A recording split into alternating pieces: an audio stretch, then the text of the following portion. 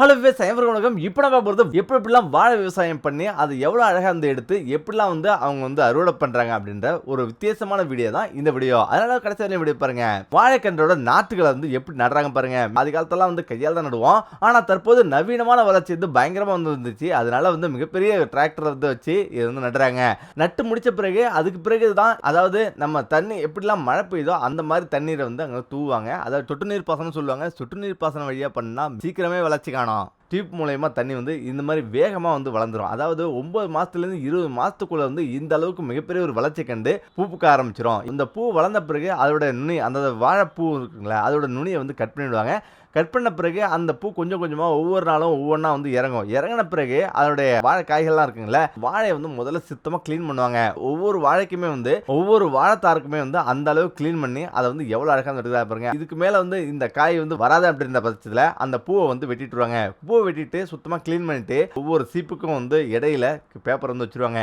ஏன்னா ஒன்றுக்கு ஒன்று உரசி அது வந்து எந்த ஒரு காயமும் ஏற்பட்டக்கூடாது அப்படின்ற ஒரே காரணத்துக்காக இந்த மாதிரி பண்ணுறாங்க. இதுக்கடுத்து பார்த்தீங்கன்னா இலைகளில் வந்து பெரிய பெரிய பாதிப்பு ஏற்பட்டதுனாவே அது பழங்களுக்கு மிகப்பெரிய ஒரு பாதிப்பு வந்து ஏற்படுத்தும் அப்படின்றதால இலையை ரொம்பவே வந்து கவனமாக பார்த்துப்பாங்க. இலையில ஏதாவது மஞ்சள் கருப்பு இந்த மாதிரி வந்து நோய்கள் தாக்குச்சு அப்படின்னா உடனடியாக அதுக்கு என்ன பண்ணுவாங்கன்னா மருந்து அடிப்பாங்க. மருந்து அடிக்கிறதுக்கு தகுந்த மாதிரி 2 வாழைகளுக்கு இடையிலேயே வண்டி போகிற அளவுக்கு அவங்க வந்து பாதை வச்சிருப்பாங்க. அதுலேயே வந்து மருந்து வந்து அடிப்பாங்க. இதெல்லாம் தாண்டி மிகப்பெரிய அளவில் இவங்க வந்து ஏக்கர் கணக்கில் வந்து வச்சிருக்காங்க. 100 ஏக்கர் 200 ஏக்கர் அப்படிங்கும் போது எப்படி ஹெலிகாப்டர் மூலயமா இவங்க வந்து மருந்து அடிக்கிறாங்க பாருங்க. இதையும் தாண்டி பார்த்தீங்கன்னா, நம்ம வேற விதமான ஒரு சில விஷயங்கள்லாம் நடந்துட்டு இருக்காங்க. அதாவது அந்த வாழை வந்து ஒரு கட்டத்துக்கு வந்து நெருங்கிடுச்சு. அறுவடை காலம் நெருங்கிச்சு அப்படிங்கும்போது, அந்த பழத்த வந்து அளவெடுப்பாங்க. அதாவது இது வந்து பழுக்கிறதுக்கு கரெக்டான டைமா, சரியான டைமா அப்படின்றத அந்த காலகட்டத்தில கரெக்ட்டா வந்து வைப்பாங்க. முதல்ல பார்த்தீங்கன்னா, ஒவ்வொரு வாழைக்கு அடியில வந்து சின்ன சின்ன வாழைய வந்து வளரும். இத முதல்ல நம்ம வந்து வெட்ட வேண்டி வரும். ஏன் அப்படின்னா வந்து இந்த வாழைய வந்து வெட்டல அப்படின்னா வந்து வாழை காய்களோட சத்துக்கள வந்து இந்த சின்ன மரங்கள் வந்து உறிஞ்சி எடுக்கும். அதனால தான் இந்த சின்ன சின்ன மரங்கள வந்து வெட்டி வந்து எடுத்துருவாங்க. ஒரு மரத்தை வந்து விட்டு வைக்கலாம், எந்த ஒரு பாதிப்பும் வந்து ஏற்படாது. அந்த பக்கத்தில் உள்ள ஒரு மரத்தை மட்டும் விட்டுட்டு சின்ன சின்ன குருத்தா வந்து வருது பாத்தீங்களா, அதை எல்லாமே விட்டுருவாங்க. இப்போ அந்த வாழைத்தாரை வெட்டிட்டு நேரா அந்த பாதைக்கு வருவாங்க. அந்த பாதையில வந்து ஒரு ரோப் வந்து கட்டிருப்பாங்க. இப்போ அந்த ரோப்ல வந்து எவ்வளவு அழகா எப்படி வந்து ஃபுல்லா கட்டிட்டு அங்கிருந்து வந்து எப்படி வந்து போகுது பாருங்க. இப்படிதான் வந்து ரோப் மூலமாவே அந்த ஒவ்வொரு தாரையும் தனித்தனியா வந்து கட்டி தொங்க விடுவாங்க. தனித்தனியா கட்டி தொங்க விட்டுட்டு அதன் மூலமா ரோப் மூலமாவே ஒரு இடத்துக்கு வந்து போவோம். ஒரு இடத்துல மிகப்பெரிய ஒரு ஷெட் போட்டிருப்பாங்க. அந்த இடத்துக்கு தான் எல்லாமே போய் சேருது. அதாவது ஒரு குறிப்பிட்ட காலம் வந்த பிறகு அந்த பழத்தோட அளவை வச்சு அதை வந்து கரெக்டா வந்து இதா பழுக்கிற காலம் வந்துருச்சு அப்படின்னு இந்த மாதிரி தான் எல்லாத்தையும் இந்த ஏத்திட்டு கொண்டு வருவாங்க. எவ்வளவு அழகா இருந்திருக்கு பாருங்க. ஒரு பழத்துக்கு கூட எந்த ஒரு பாதிப்பு ஏற்படக்கூடாது அப்படின்றதுக்காக ஒவ்வொரு சீப்புக்கும் இடையிலேயே வந்து ஒரு ரப்பர் மாதிரியான ஒரு விஷயத்தை வந்து வச்சிருக்காங்க. இது ஏன் வச்சிருக்காங்கன்னா இது வந்து வெட்டி கொண்டு போகும்போது எந்த ஒரு உராய்வும் ஏற்பட்டு அந்த காய்களுக்கு பாதிப்பு ஏற்படக்கூடாது அப்படின்ற ஒரே காரணத்துக்காக தான் இந்த மாதிரி ஒரு விஷயத்தை பண்றாங்க. நேரா வந்து அந்த பெரிய பெரிய ஷெட்டுக்கு வந்து வந்துரும். அந்த காய்களை எல்லாமே அந்த தார்களை எல்லாமே கிளீன் பண்ணுவாங்க. அதாவது அது உள்ள ஏற்கனவே சீட் வச்சிருக்காங்க பாத்தீங்கன்னா அந்த சீட்டை எல்லாமே எடுத்துட்டு ஃபுல்லா வாஷ் பண்ண ஆரம்பிக்கிறாங்க. ஃப்ரெஷர் கொடுத்து நல்லா வாஷ் பண்ணி சுத்தமா க்ளீன் பண்றாங்க. இப்போ அந்த வாழைப்பழத்தை வந்து கட் பண்ணி கரெக்டா இருந்திருக்கான்னு பார்க்கறாங்க. இப்போ ஒவ்வொரு சீப்பா கட் பண்ணி அங்க உள்ள தண்ணியில வந்து போடுவாங்க. அப்பதான் எந்த ஒரு பாதிப்பும் ஏற்படாது. ஏன்னா சாதாரண கட் பண்ணி நீங்க அப்படியே வச்சிட்டீங்கன்னா அந்த பால் ஒழுகி அந்த காயை வந்து வீணாயிரும். அந்த பழமே வீணாயிரும். அது எல்லாமே தண்ணியில போட்டு சுத்தமா க்ளீன் பண்றாங்க. எவ்வளவு ஃப்ரெஷ்ஷான தண்ணியில வந்து எப்படி வந்து போறாங்க பாருங்க. அதுவும் சாதாரண தண்ணியில வந்து கிடையாது. மிகப்பெரிய அளவுல தொட்டி வந்து அமைச்சு ஏக்கர் கணக்குல அதாவது நீங்க வந்து 1 ஏக்கர் 2 ஏக்கர்னா தான் நம்ம வந்து ரொம்ப முளைக்கிற மாதிரி இருக்கும். இது வந்து 100 ஏக்கர் 200 ஏக்கர் நிலத்துல வந்து வாழை வந்து பயிரிடுறாங்க. அப்படி பயிரிடும் போது இப்படிதான் வந்து ஒவ்வொன்றா வந்து அறுவடை பண்ணி இப்படிதான் வந்து எல்லாமே போவோம். இப்போ அது மட்டும் கிடையாது. அந்த வெட்டின பிறகு அந்த வாழை தண்டு இருக்கு பாத்தீங்களா, அது எல்லாமே சுக்குநூறா மாவா வந்து ஆக்கிட்டு திரும்ப எருவாக்கி அதை வந்து குட்டி போட்டுருவாங்க. இப்போ இந்த வாழை வந்து ஏற்கனவே கட் பண்ணி போட்டாங்க பாத்தீங்களா, அது எல்லாமே ஃபுல்லா வாஷ் பண்ணுவாங்க. வாஷ் பண்ணி எடுத்துட்டு அது பாருங்க எவ்வளவு அழகா வந்து எப்படி வந்து எடுக்கிறாங்கன்ட்டு 2 அல்லது 3 பகுதியா வந்து ஒவ்வொரு சீப்புமா வந்து வெட்டி அது திரும்ப வந்து தண்ணியில போட்டு ஒரு பெல்ட்ல வந்து வைப்பாங்க. இப்போ அந்த பெல்ட் நேரா வந்து கொண்டு போயிட்டு எங்க போகுது அப்படின்னா அது எல்லாமே ஒரு பாக்ஸ்ல நிரப்பி அதை வந்து கொண்டு போவாங்க. பேக்கேஜ் செய்யறதுக்கு கொண்டு போறாங்க. பாருங்க அந்த பேக்கேஜ் போகும்போது அங்க வந்து எந்த ஒரு பாதிப்பும் எந்த ஒரு வாழையும் வந்து கீழே விழுந்துடக்கூடாதுன்றதால அது வந்து எவ்வளவு அழகா வந்து எப்படி வந்து கொண்டு போகுது பாருங்க. எல்லா வாழையிலுமே வந்து ஒரு ஸ்டிக்கர் ஒட்டி அப்படியே வந்து பார்சல் வந்து பண்றாங்க. முக்கியமா அந்த வாழை தன்னோட பகுதியில ஒரு வகையான ரசாயனத்தை வந்து கலக்குறாங்க. இதனால இந்த வெட்டப்பட்ட பகுதியில வந்து எந்த ஒரு தொற்றும் வாழைப்பழத்துல வந்து ஏற்படாதவாறு அது வந்து தடுக்குது. அதுக்கு பிறகு அதை வந்து ஃபுல்லா சீல் பண்ணி அதை வந்து பேக்கேஜ் பண்றாங்க. அட்டைப்பெட்டில பேக்கேஜ் பண்ணி அதை வந்து எவ்வளவு அழகா வந்து அடுக்குறாங்க பாருங்க. ஒவ்வொரு லைனுக்கும் அவ்வளவு அழகா வந்து எந்த ஒரு பாதிப்பு ஏற்படாதவாறு வச்சு அது மேல வந்து வாழைப்பழத்தை வந்து அடுக்குறாங்க. இப்படிதான் வந்து வரிசையா வந்து அடுக்கி அதுக்கு பிறகுதான் வந்து அவங்க ஒவ்வொன்றா வந்து பார்சல் பண்ண ஆரம்பிப்பாங்க. ஒவ்வொரு பேக்கேஜ்லயும் வந்து பிளாஸ்டிக் கவர்ல உள்ள ஏரெல்லாம் வந்து ஃபுல்லா எடுத்துட்டு அதுக்கு பிறகு தான் வந்து அனுப்புவாங்க.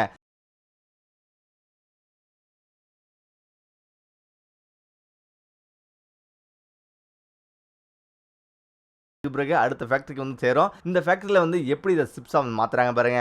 அதாவது வாழைப்பழத்தை சுத்தம் உரிச்சு அவ்வளவு அழகா காயா வந்து வெளில வந்துடும். இதுதான் வந்து அவங்க சிப்ஸா வந்து எப்படி வந்து மாத்துறாங்க பாருங்க. டக்குன்னு வந்து ஹோல்ல வந்து வச்சு சுத்தமா மாவாக்கி எவ்வளவு அழகா அவங்க சிப்ஸா வந்து மாத்துறாங்க பாருங்க. மிகப்பெரிய தொழிற்சாலையில எப்படி அந்த சிப்ஸை வந்து சுத்த கூழாக்கி அவ்வளவு அழகா சிப்ஸா வந்து மாத்தி எப்படி வறுத்தெடுக்கிறாங்க பாருங்க. எண்ணெயில போட்டு நல்லா வந்து வறுத்தெடுப்பாங்க.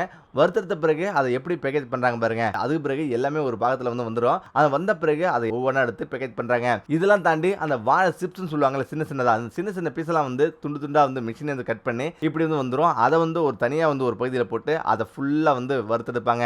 இப்படி எண்ணெயில போட்டு நல்லா வந்து வறுத்தெடுத்துட்டு அதுக்கு பிறகு அதை ஒரு மிகப்பெரிய ஒரு சட்டியில போட்டு நல்லா வந்து உலர்த்துவாங்க. இதுல உள்ள எண்ணெய் போன்ற சின்ன சின்ன விஷயங்கள் எல்லாமே போயிடும். இப்ப ஃப்ரெஷ்ஷான ஒரு சிப்ஸா வந்து வெளில வந்து வந்துரும். இப்ப அந்த தொழிற்சாலை உள்ள தொழிலாளர்கள் எல்லாமே ஒவ்வொன்றா வந்து பிரிச்சு எடுத்துப்பாங்க. அதை தள்ளி விடுவாங்க. தள்ளி விட்டு அது பார்சல் பண்ற இடத்துக்கு நேரடியா வந்து போயிடும். இப்படிதான் வந்து அது நேரடியா ஒவ்வொன்றா வந்து போவோம். இது அடுத்த வரிசைக்கு போயிட்டு இப்ப பிளாஸ்டிக் கவர்ல அது போடுறதுக்கு அது வந்து நகரம் கொஞ்சமா நகருது. அது எப்படி வந்து பேக்கேஜ் பண்ணது பாருங்க. அதாவது எல்லாமே ஒரு பாகத்துல வந்து ஒட்டி விடுவாங்க. அதை கொட்டின பிறகு அது கொஞ்சம் கொஞ்சமா அப்படி நகர்ந்துட்டே வந்து வரும். இப்படி நகர்ந்துட்டு வந்து அது பாலித்தீன் கவர்ல எப்படி அழகா வந்து பாக்கெட் போறாங்க பாருங்க. இப்படிதான் வந்து பாலித்தீன் கவர்ல அழகா கவர் பண்ணி அவங்க பேக்கேஜ் பண்றாங்க. அதுக்கு பிறகு அதை எடுத்து டக்குன்னு அதை வந்து பேக்கேஜ் பண்ணுவாங்க. அதாவது கண்ணுமிக்க நேரத்துல வந்து அத்தனை விஷயங்கள் நடந்து முடியுது பாருங்க. எப்படி வந்து பேக்கேஜ் பண்ணி எவ்வளவு கொண்டு போறாங்க பாருங்க. முக்கியமா அந்த கவர்ல பாத்தீங்கன்னா அதுல வந்து உற்பத்தி எப்ப பண்ணது, அது எப்ப காலாவதி ஆகுது, எக்ஸ்பிரி ஆகுது அப்படின்ற விஷயம் எல்லா விஷயமே வந்து அதுல சீல் அடிச்சிருக்கணும். முக்கியமா அந்த நிறுவனத்தோட முத்திரை எந்த அளவுக்கு தரமானது அப்படி முதல் கொண்டு எல்லாமே அதுல வந்து பெயரிட்டு இருக்கும். இப்போ இதுக்கு பிறகு அதை வந்து எப்படி பேக்கேஜ் பண்ணி எவ்வளவு அழகா அதை வந்து கொண்டு போறாங்க பாருங்க. இதான் ஒவ்வொரு பேக்கேஜும் வெளியாயிட்டே வந்து இருக்கும். அதுக்கு பிறகு அவங்க பார்சல் பண்ணி அட்டைப்பெட்டில வச்சு வெளில வந்து கொண்டு போவாங்க.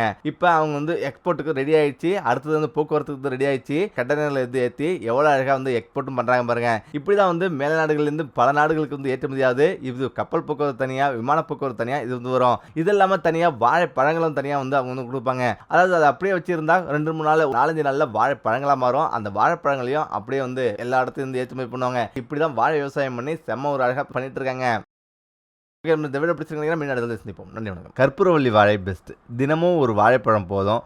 வாழைப்பழத்தோட அற்புதம், ஆச்சரியம், அதிசயம் இதுதான். வாழைப்பழம் தினந்தோறும் சாப்பிடுவதால ஏற்படும் நன்மை என்ன தெரியுமா? சர்க்கரை நோயாளிங்க வாழைப்பழத்தை சாப்பிடலாமா? 100 கிராம் இடையில ஒரு நடுத்தர வாழைப்பழத்துல 75% தண்ணீர் உள்ளதான். எந்த வகையான வாழைப்பழம் என்றாலும் அதுல குறிப்பிடத்தக்க மருத்துவ நன்மைகளும் ஒளிஞ்சிருக்குது. வாழைப்பழத்தில் உள்ள ஸ்பெஷல் சத்துக்கள் பொட்டாசியம் தான். நம்முடைய இதயம், தசைகளின் செயல்பாட்டை பராமரிக்க பொட்டாசியம் மிகவும் முக்கியமான சத்தாகும். வாழைப்பழத்தை தினமும் சாப்பிட சொல்ல பிரதான காரணமே இதயம் ஆரோக்கியமாக இருப்பது என்பதுதான். இந்த பொட்டாசியம் சத்துக்கள் நிறைஞ்ச வாழைப்பழத்தை சாப்பிடும்போது ரத்த அழுத்தத்தை குறைக்க பேருதவி புரியுது. பக்கவாதம், மாரடைப்பு போன்ற அபாயங்களையும் குறைக்குது. வாழைப்பழங்கள்ல கலோரி மட்டுமின்றி கொழுப்பின் அளவும் மிகவும் குறைவு. எனவே உடல் எடையை குறைக்க முயற்சி செய்பவர்களுக்கு சிறந்த தேர்வு இந்த வாழைப்பழம். இதனால பசியும் கட்டுப்படும், அதிக உணவையும் சாப்பிடாம தடுத்துடும். முக்கியமா அடுத்த வாழைப்பழத்துல வைட்டமின் B6 சத்துக்கு நம்முடைய மூளையின் ஆரோக்கியத்துக்கு அவசியமானதா இருக்கு. இந்த B6 சத்து தான் செரோட்டோனின்ல டோபமைன் போன்ற மகிழ்ச்சி ஹார்மோன்களின் உற்பத்திக்கு துணை புரியும். எனவே தினமும் ஒரு வாழைப்பழத்தை சாப்பிட்டு வந்தா டென்ஷன், படபடப்பு குறைஞ்சி சாந்தமான மனநிலை